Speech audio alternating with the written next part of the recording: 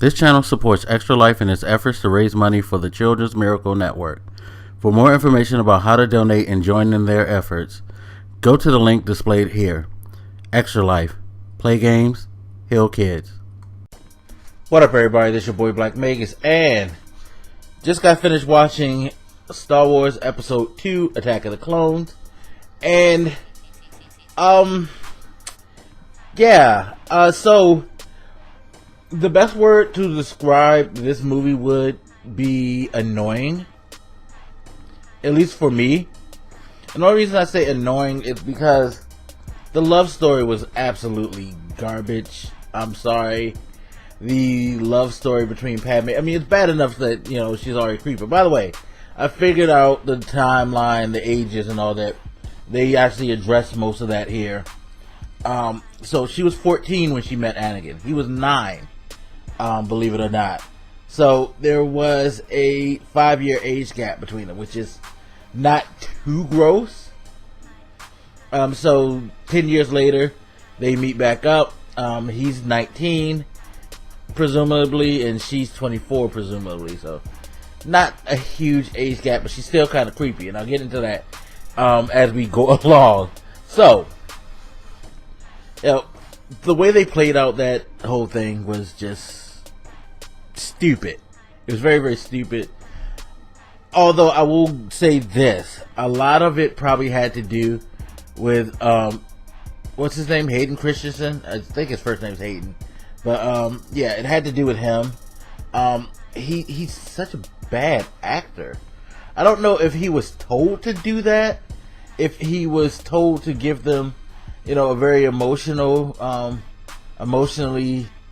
unbalanced character, and that was the best that he could do. I don't know, but it was bad. It was like really, really bad. You know, it's like him supposedly being nervous meeting her. The way he said his lines was just god awful, and it didn't help that the dialogue already is not that great to begin with. So yeah, it was a clusterfuck. And then the first time that they hook back up and meet each other, yeah, that was something. That was something. You know, he's like giving her this, you know, look like he's about to eat her, and that must have set her off. This is part of what builds my creeper thing. Like, when he looked at her, she got this look like, oh. Like, she was like thinking, damn, I would love to fuck him. I don't know, maybe it's just me, but the looks that she was giving him, like, it's understandable that he was giving her those looks, because he's had a crush on her for God knows how long. That being said, it's like instantly, as soon as she saw them, it was like she had written her all over her face, we gonna fuck. So, that kind of lends to my crew, like, damn, like, you haven't seen this kid in 10 years. I guess, like, all thoughts of the little Annie that she remembered fell out the window because she thought he was hot or something. I don't know. But, yeah, it still bothers me somewhat, but not as much, knowing that it's not that big of a divide in the ages. But that being said, their whole romantic story, that element of the movie was just god-awful. The conversations that they had were just ridiculous. You know, he got creepy himself too, like a couple of times, like the way he would stare at her. Excuse me. Way he would stare at her, like, you would think that when she it's funny too, because he was staring at her, leering at her once, and she was like, don't look at me like that, you make me uncomfortable. But you see the look on her face, and it wasn't a look of discomfort, it was a look of like, yeah, I want to fuck him. You know, type of, you could tell she was really feeling him. It's like this dude is coming at you in a very creepy manner for 10 years, since he was 9. He tells you all he did was think of you, dream of you. You know, he's pretty much obsessed over you. That was the turn on to her. Something wrong with Padme. Something wrong with her. You know, I'm sure most women would probably be creeped out. Then again, me being a, I guess, quote unquote connoisseur of crazy women. I see it being a possibility, so I can't say that. Oh my god, you know, and it's just like the way they were talking, interacting between the jokes, it was just all corny. Really, it wasn't, and it was, when I say corny, I'm not saying like, oh, this was like too much emotion, too sappy, anything like this. No, it was just corny. It was lame. It wasn't, you know, if a romance could invoke you to say that it's sappy, then it's kind of going somewhere a little bit. At least it's overboard in a better direction. This was just y'all corny and y'all creepy as fuck. That was what I got from it. On the other side of things, you had Obi-Wan doing his solo thing, investigating who was trying to kill Padme. You know, they got the permission, quote unquote, from the new Chancellor, who is Palpatine and all that.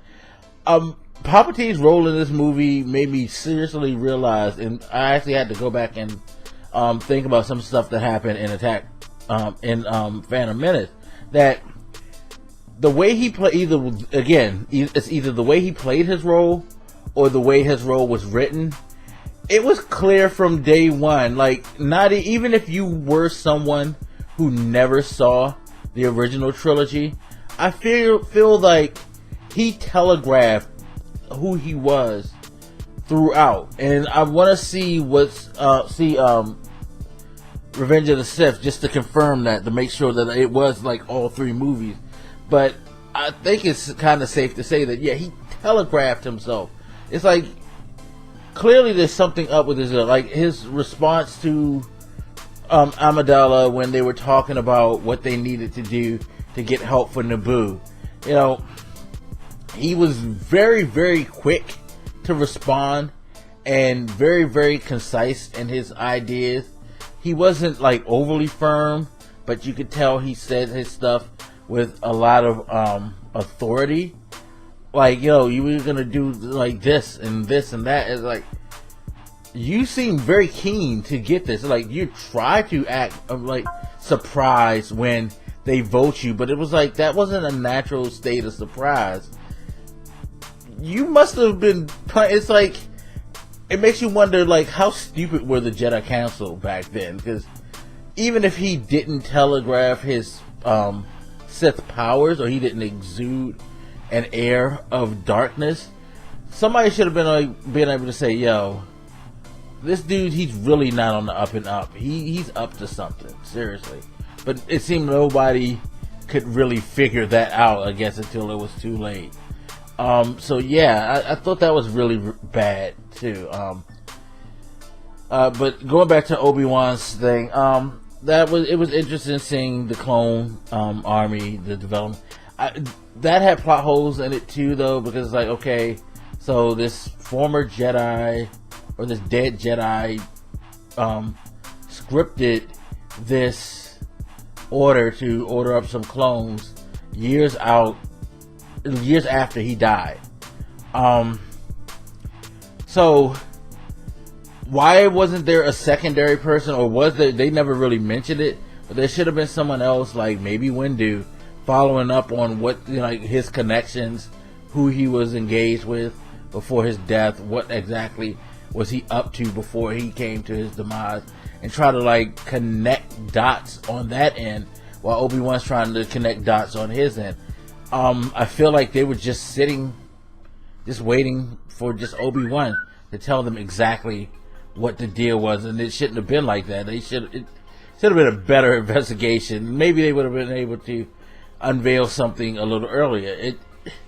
And again, it's just like with Palpatine's plans, they seem to just walk right in them. Like, they really took to what he was saying really quickly. I don't get it. It's like, this dude's obviously up to something, but it's like nobody can see this. It's like very, very strange.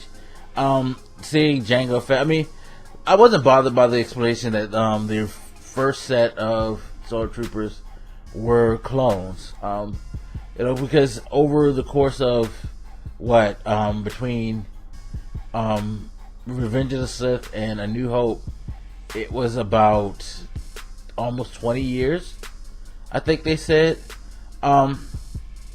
It's long enough time to where now you could actually start getting real human recruits and things like that, because I don't know how much they would want to keep investing in clones.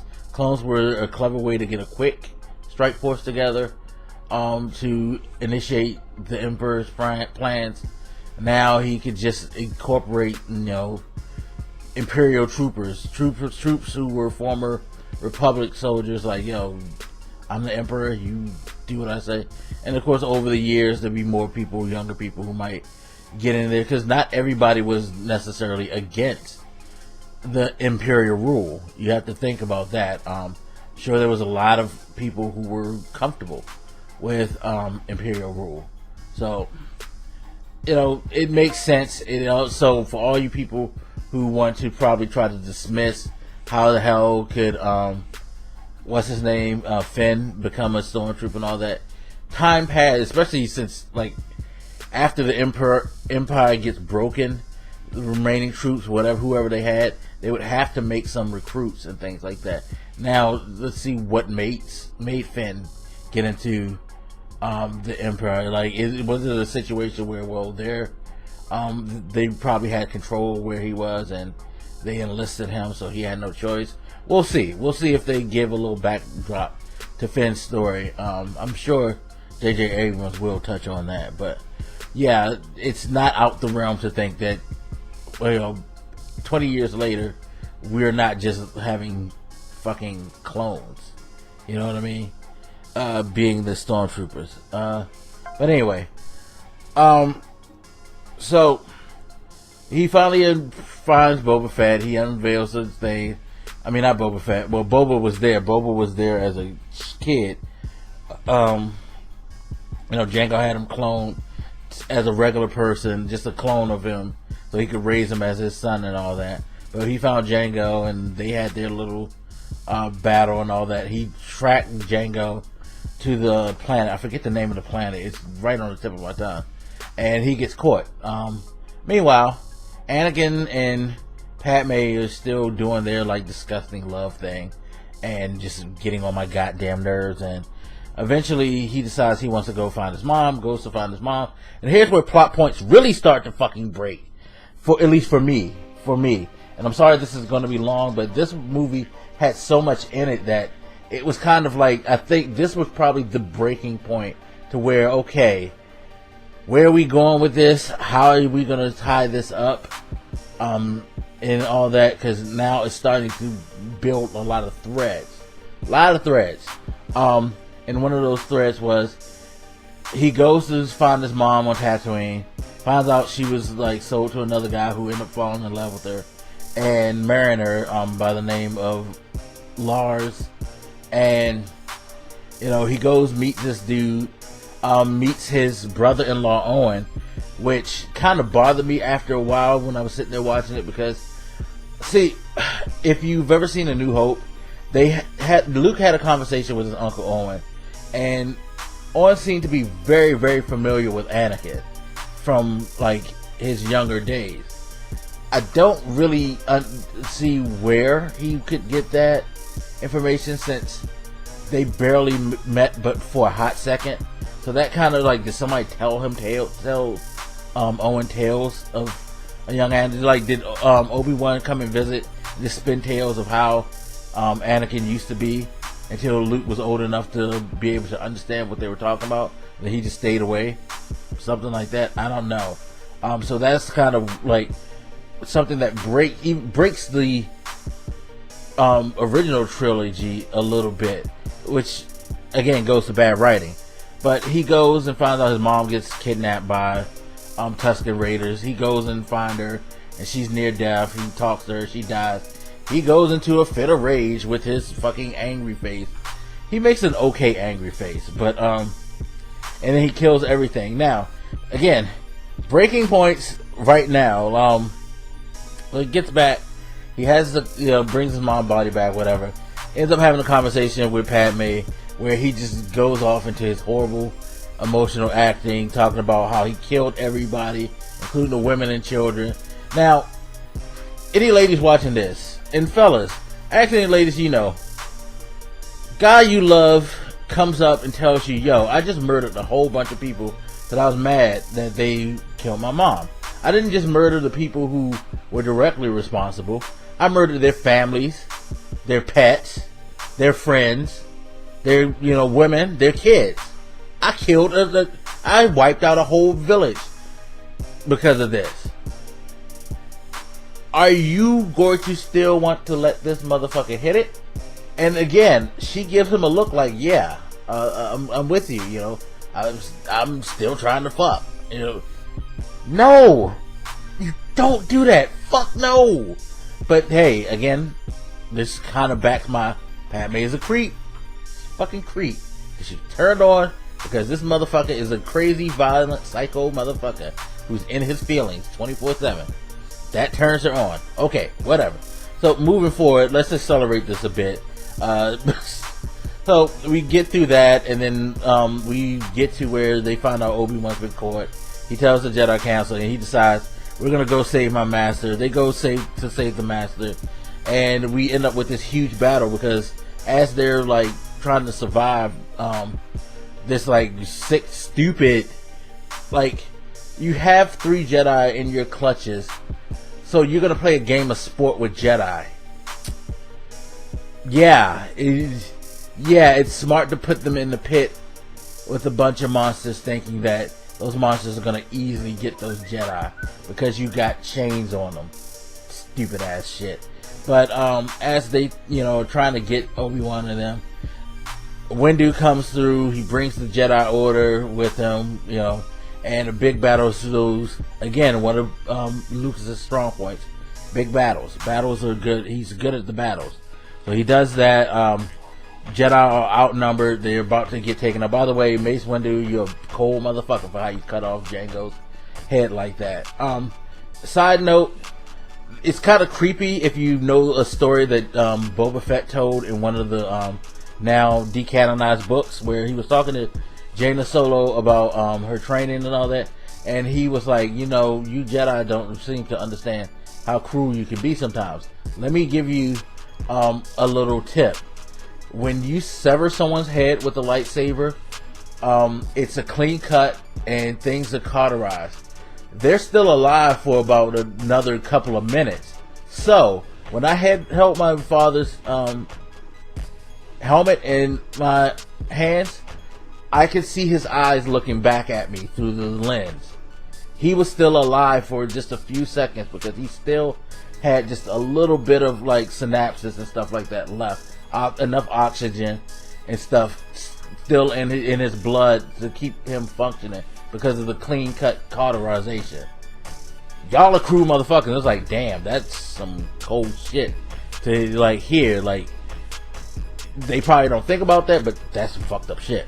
But anyway, so after they have a fight, Jedi falling left and right. They think they're caught. Oh no, here comes the clone RV because yo, fucking the Jar Jar Binks theory.